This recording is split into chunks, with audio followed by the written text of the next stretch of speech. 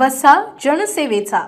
प्रधानमंत्री आवास योजनेअंतर्गत मंजूर झालेल्या घरकुलांच्या उर्वरित हप्त्यांचा प्रश्न प्रलंबित राहिल्याने रायपूर येथील लाभार्थ्यांचा संयम अखेर संपला असून आज त्यांनी प्रशासनाविरोधात आक्रमक आंदोलन छेडले। वारंवार निवेदने देऊनही कोणतीही ठोस कारवाई न झाल्याने लाभार्थ्यांनी रस्त्यावर उतरून संताप व्यक्त केला।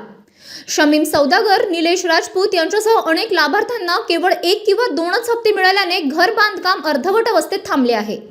दरम्यान तात्पुरत्या निवासासाठी भाड्याने राहावे लागत असल्याने आर्थिक अडचणींचा डोंगर उभा राहिला आहे। प्रशासनाने 7 दिवसात हप्ते वितरित न केल्यास कुटुंबासह रस्त्यावर उतरून आंदोलनाचा इशारा दिला होता।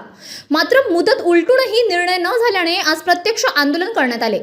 आंदोलनादरम्यान घोषणाबाजी करत लाभार्थ्यांनी घरकुल द्या, न्याय द्या